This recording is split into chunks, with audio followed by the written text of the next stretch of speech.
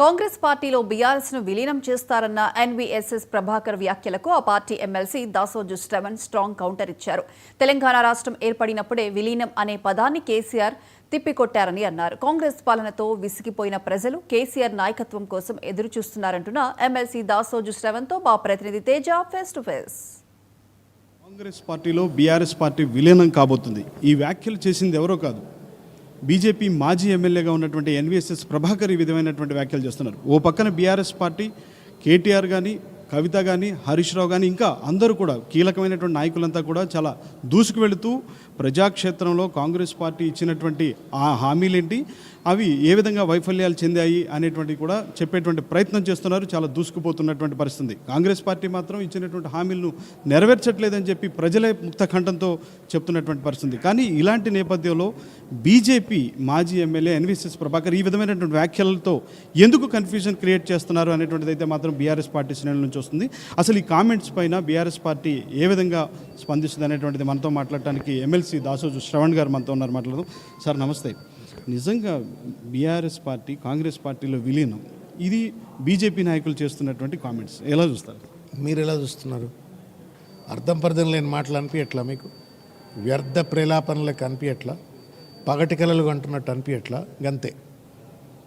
వాళ్లకు బీజేపీ వాళ్లకు పార్టీని ఎట్లా పెంచుకోవాలా, కార్యకర్తలను ఎట్లా రానున్నటువంటి ఎన్నికలు కావచ్చు పార్టీని బలోపేతం చేసే దిశగా కార్యకర్తలను ఎట్లా సమాయత్తపరచాలా, తర్వాత ప్రజల సమస్యలను ఎట్లా లేవనెత్తాలో తెలియట్లేదు. దానికి తోడుగా ఉన్నదే 10 మంది, దాంట్లో 20 మంది ముఖ్యమంత్రులకు పంచాయతీ ఉన్నది. ఆల్రెడీ అధ్యక్షులకు పంచాయతీ ఉన్నది, అధ్యక్ష సీటుకు పంచాయతీ, ముఖ్యమంత్రులకు పంచాయతీ. ఆళ్ళు లేదు, సూరు లేదు, కొడుకు పేరు సోమలింగం లెక్క. వాళ్ళు అప్పుడే ఈటల రాజేందర్ వద్దని సంజయ్ అంటాడు, సంజయ్ వద్దని కిషన్ రెడ్డి గారు అంటారు, కిషన్ రెడ్డి వద్దని ఇంకో ఎల్లయ్య అంటాడు, పుల్లయ్య అంటాడు, మల్లయ్య అంటాడు. మొత్తానికి వాళ్ళకే సీట్ల కోసం కొట్లాడుకుంటున్నారు. దానికి తోడుగా నేను ముఖ్యమంత్రి అంటే నేను ముఖ్యమంత్రి అని అప్పుడే కొట్లాటుంది. కాబట్టి ఫస్ట్ వాళ్ళు ఇల్లు చక్కదిద్దుకుంటే మంచిది. బీజేపీ ఒక పార్టీగా ఆత్మవిమర్శ చేసుకోవాల్సిన సందర్భం ఇది. 3rd టర్మ్ వాళ్ళు ఇవాళ నరేంద్ర మోడీ గారు దేశంలో ప్రధానమంత్రిగా కొనసాగుతూ ఉన్నారు. దేశమంతా బీజేపీ బలోపేత పడుతుంది, తెలంగాణలో ఎందుకు బలోపేతలేదనంటే ఇటువంటి పరికరాన్ని ప్రేలాపనల వల్ల, లేకపోతే పగటి కళల వల్ల ఒక నిర్దిష్టమైన నిర్మాణాత్మకమైనటువంటి ఒక ప్రజా ఉపయోగమైనటువంటి ఒక ఎజెండాలు ముందు పెట్టుకోలేకపోవటం, పార్టీని బలోపేతం చేసుకోలేకపోవటం వల్ల. కాబట్టి వాళ్ళు అనవసరంగా బట్టగాల్చి మీద వేసి తద్వారా ఏదో రాజకీయ లబ్ధి పొంది, తద్వారా మీలాంటి మీడియా ఛానళ్ళు ప్లేట్ బ్రేకింగ్లో లేకపోతే ఫ్రంట్ లైన్ న్యూస్లో చూపెడతారు, దానివల్ల రాజకీయంగా ఎదుగుతాం అనుకుంటే అది మూర్ఖత్వం అవుతుంది. వాళ్ళు అనవసరంగా ప్రతిపక్ష పార్టీ అయిన బీఆర్ఎస్ పైన విమర్శ చేసే బదులు ఆత్మవిమర్శ చేసుకుంటే బాగుంటుంది. ఎందుకు పార్టీగా ఎదగట్లేకపోతున్నాము, ఎందుకు ప్రజలు మమ్మల్ని ఆదరించలేకపోతున్నారు, ఎందుకు పట్టుమని 10 సీట్లు కూడా మేము గెలవట్లేము అన్నట్టు ఆలోచించుకుంటే బాగుంటుంది. రెండవది, ఇవాళ కాంగ్రెస్ పార్టీ రేవంత్ రెడ్డి గారి నేతృత్వంలో ఇది చెప్తే వినడానికి సర్దుబాట్లు చేసుకున్నారు, ఓట్ల సర్దుబాటు చేసుకున్నారు. అందుకే ఆ మాత్రం సీట్లు గెలుచుకున్నారు. ఇవన్నీ పనికిరాని ఆర్గ్యుమెంట్స్ని పక్కకు పెట్టాలని కోరుతున్నా. నేను సూటిగా అడుగుతా ఉన్నా, రేవంత్ రెడ్డి గారి పైన ఈడీ రైడ్ అయింది, సిబిఐ రైడ్ అయింది. ఆ కేసు గురించి ఎందుకు స్థానిక బీజేపీ మాట్లాడదు?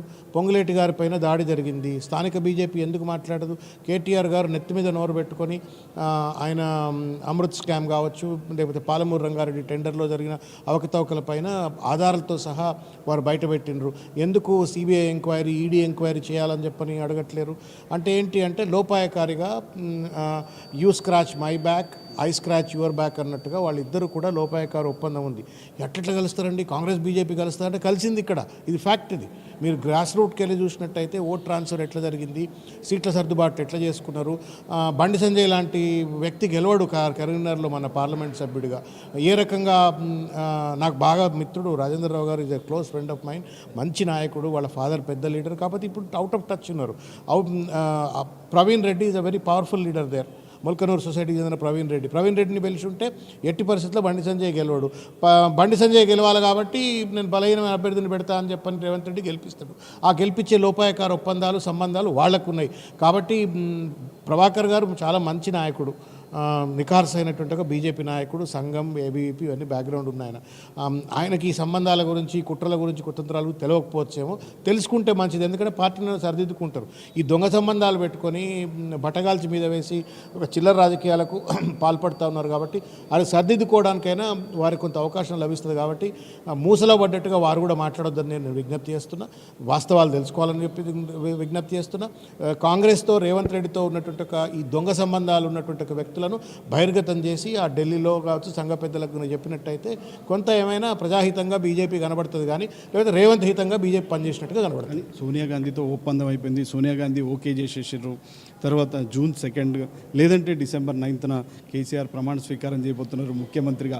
ఈ విధమైనటువంటి వ్యాఖ్యలన్నీ కూడా ఆయన చేశారు సార్. నిజంగా గతంలోనే కేసీఆర్ గారు మేము ఇండివిజువల్గానే ముందుకు వెళ్తామని చెప్పి అప్పుడు గతంలో కూడా చెప్పినటువంటి పరిస్థితి, ఇండివిజువల్గానే ఆయన ముందుకెళ్లారు. కానీ ఈరోజు ఖచ్చితంగా కేసీఆర్ గారు అంటే అలాంటి పరిస్థితి బీఆర్ఎస్కి ఉందంటారా? బయట చాలా రకాలైనటువంటి టాక్స్ ఉన్నాయి. భారతీయ జనతా పార్టీకి రేవంత్ రెడ్డి కాంగ్రెస్ ప్రభుత్వాన్ని తాకట్టు పెట్టిండు అని చెప్పని.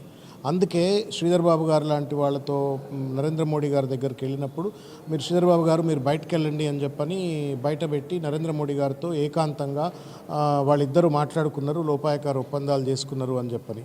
కాబట్టి ఈ అనవసరమైనటువంటి ఒక చర్చలు పట్టుకొచ్చి కేసీఆర్ అనేటువంటి ఒక వ్యక్తి 2014లో నీకు తెలంగాణ ఇస్తాం, ముఖ్యమంత్రి ఇస్తాం, నువ్వు పార్టీని మెర్జ్ చేయంటే నువ్వు తెలంగాణ ఇవ్వటం అనేటువంటిది ఇది తెలంగాణ పౌరుల యొక్క హక్కు, నువ్వు ఇచ్చేది ఏంది బిచ్చం అని చెప్పని మేము ఎట్లా తీసుకోవాలో మాకు తెలుసు అని చెప్పని తెలంగాణ తీసుకున్నాడు. నీకు ముఖ్యమంత్రి ఇస్తామంటే నువ్వు నాకు ముఖ్యమంత్రి ఇచ్చేది ఏంది, నేనే ముఖ్యమంత్రి అవుతా అని చెప్పని ప్రజల ఆశీర్వాదంతో తెలంగాణ ముఖ్యమంత్రి అయినారు. అయాల్నే తిరస్కరించిన ఆయన ఇవాళ ఇంత పెద్ద పార్టీగా ఎమర్జ్ అయిన తర్వాత 60 లక్షల మంది సభ్యత్వం ఉన్నటువంటి ఒక పార్టీ, ప్రతి పల్లెలో 35,000 బూతులలో జెండా దిమ్మెలు కట్టి జెండాలు ఎగరేస్తున్న కార్యకర్తలు ఉన్నటువంటి ఒక బలమైన రాజకీయ శక్తి, అంత పెద్ద సిద్ధాంతకర్త, మేధావి ఉన్నటువంటి ఒక పార్టీ పోయి ఇవాళ కాంగ్రెస్లో, బలహీనంగా ఉన్న కాంగ్రెస్లో ఇవాళ మెర్జ్ కావాల్సిన అవసరం లేదు, ఆ యొక్క అగత్యము లేదు. ఇవాళ చర్చ ఏంటయా అంటే పిల్లి ఎలుక ఎట్లా కలుస్తున్నాయి. రేవంత్ రెడ్డి కాంగ్రెస్ ముఖ్యమంత్రి, బీజేపీ ఈ రెండు కూడా ఢిల్లీలో కొట్లాడుకున్నట్టుగా కనబడతారు. ఈ కొట్లాడుకుంటున్నటువంటి వాళ్ళు తెలంగాణలో ఎట్లా కలుస్తున్నారు, అసెంబ్లీలో ఓట్ ట్రాన్స్ఫర్ ఎట్లయింది, పార్లమెంట్లో సీట్ల సర్దుబాట్లు ఎట్లయినాయి, వీటిపైన చర్చ చేస్తున్నారని ప్రజలు చర్చ చేస్తున్నారు. ఒకటి. రెండవది ఏంటి అంటే నేను ప్రభాకర్ గారు కావచ్చు లేకపోతే బీజేపీ పెద్దలకు ఒకటే విజ్ఞప్తి, మీ ఇల్లు చక్కగా పెట్టుకోవాలి ఫస్ట్. రెండవది, ఈ రకమైనటువంటి ఒక పనికిరాని చర్చల వల్ల పేద ప్రజల కడుపు ఏమైనా నిండుతుందా, నిరుద్యోగులకు ఉద్యోగాలు వస్తాయా, రైతులకు ఏమైనా రైతు భరోసా లేకపోతే వాళ్ళు పండించిన పంటను ఏమైనా కొనుక్కోవడానికి అవకాశం ఉంటుందా? ఎందుకు పనికి మాలింది సమాజాన్ని కన్ఫ్యూజ్ చేయటము, వాళ్ళ పార్టీని వాళ్ళు కన్ఫ్యూజ్ చేసుకోవటము, వాళ్ళు కన్ఫ్యూజన్లో ఉండి సమాజాన్ని కన్ఫ్యూజ్ చేయడం సబబు కాదు. దీనివల్ల ఎవరికి ఏ ఉపయోగం ఉండదు. My humble appeal to BJP leadership, మీ ఇల్లు మీరు సరిదిద్దుకోండి, ఆత్మవిమర్శ చేసుకోండి. బీఆర్ఎస్ పైన విమర్శ చేసే ముందు మీరు ఆత్మవిమర్శ చేసుకోండి. ఎందుకు ఎదగలేకపోతా ఉన్నారు మీరు, ఏ కారణం చేత ప్రజలు మిమ్మల్ని ఆదరించలేకపోతే ఉన్నారు. నరేంద్ర మోడీ దేశాన్ని వెళ్తాడు, బలమైన నాయకుడు మాకున్నాడు అంటారు, తెలంగాణలోకి వచ్చేటప్పటికి మాత్రం ఎందుకు ఎల్లెలకలబడుతున్నారు, మీరు ఆత్మవిమర్శ చేసుకోండి. కేసీఆర్ గారి పైన బీఆర్ఎస్ పార్టీ పైన బట్ట వేసినంత మాత్రాన దీనివల్ల ఒరిగేటువంటిది ఏమీ లేదు. మీకు ఉపయోగం లేదు, ప్రజలకు ఉపయోగం లేదు, తెలంగాణ రాజకీయాలకు కూడా ఉపయోగం లేదని చెప్పి నేను భావిస్తాను. Thank you very much sir. So మొత్తంగా బీజేపీ పార్టీ అయితే మాత్రం బీజేపీ నాయకులు చేస్తున్నటువంటి విమర్శలు ఏమన్నా కానీ వారు ఒకసారి ఆత్మవిమర్శ చేసుకోవాలి. బీఆర్ఎస్ పార్టీకి ఏ పార్టీలో కూడా మెర్జీ చేయాల్సినటువంటి కర్మ పట్టలేనటువంటిది అయితే మాత్రం దాసో శ్రవణ్ చెప్తున్నటువంటి పరిస్థితి. ఏదైనా కానీ ఇది దాసో శ్రవణ్తో face to face video journalist Sunil.